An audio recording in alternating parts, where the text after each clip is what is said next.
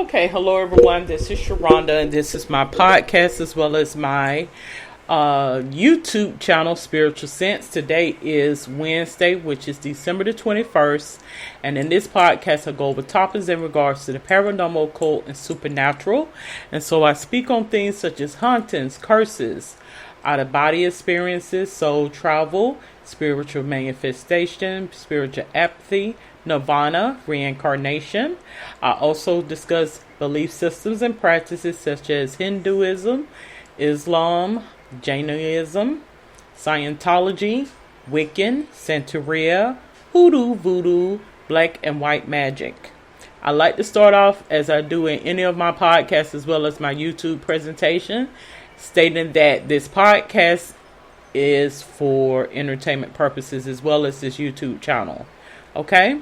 If you have any questions, comments, or suggestions, or a topic for a future show, you're more than welcome to comment in the comment section below. And so, as I mentioned, I am going to speak on 20 Orishas. This is going to be Orisha number 2 that I'm going to speak about. Ogun. Now, if you have been following, I just did my Facebook Live, which is also entitled Spiritual Sense. I am doing my platform different and how I do my tarot card readings. So my tarot card readings as well as love readings will be on my Spiritual Sense Facebook Live.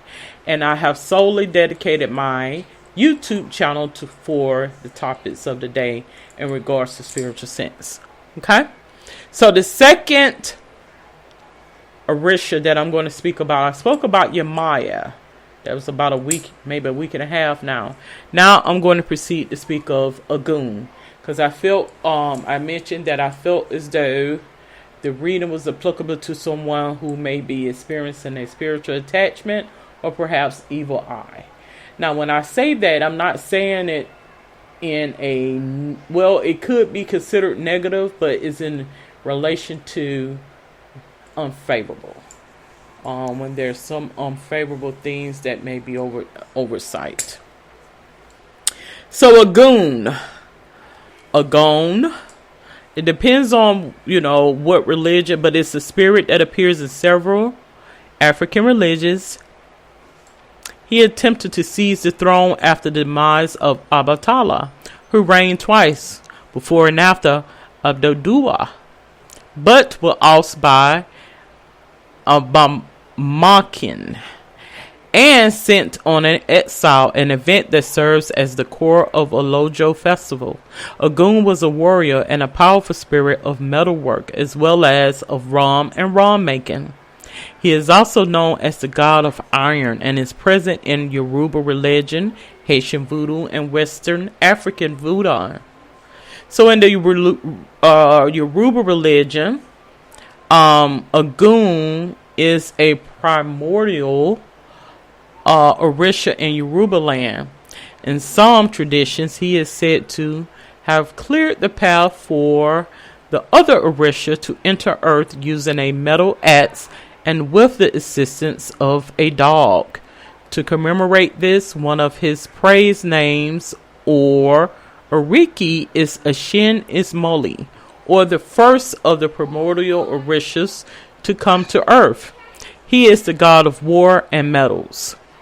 In his earthly life, Ogun is said to be the first king of Ife. When some of his subjects failed to show respect, Ogun killed them and ultimately himself with his own sword.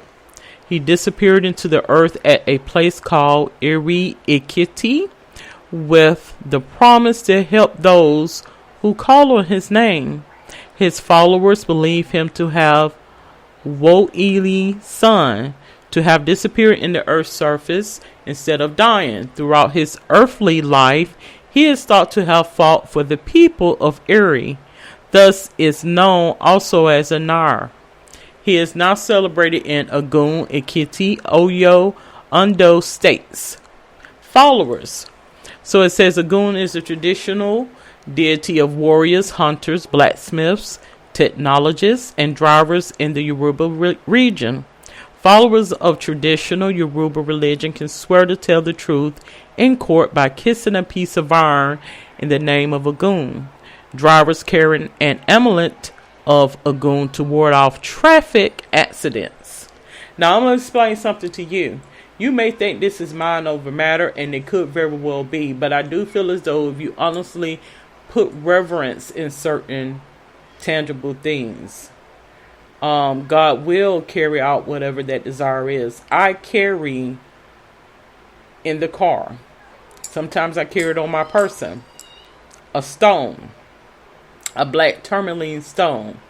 Tourmaline is supposedly is a stone for protection, and at the close of this presentation, I will speak on that. Symbols. The primary symbols of Ogun are iron, the dog, and a palm frond. They symbolize Ogun's role in transformation, mediation, and function. Iron is the primary emblem of Ogun. Ogun altars and ceremonies display and use iron objects both in Yoruba areas and across the African diaspora. Followers of Ogun wear chains of iron implements.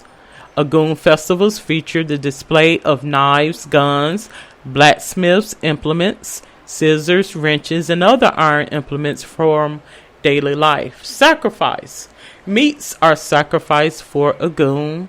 Dogs are the traditional companions of hunters, but Ogun's personality is also seen as dog-like, aggressive, able to face danger, and straightforward. Other sacrificial animals associated with Ogun are the spitting cobra or black snake. Its behavior is aggressive and fearless. Hunters and blacksmiths avoid eating or witnessing the mating of black snakes. Other important sacrificial offerings to Ogun are the Clarias submarginatus, a species of catfish, alligator pepper, cola nuts, palm wine, and red palm oil, small rats, roosters, salt, snails, tortoise, water, and yams. Many of these sacrificial offerings were carried into New World traditions. So Ariki is a Yoruba cultural phenomenon that comes in the form of praise poetry, praising either a person, Orisha, or town based on their achievements.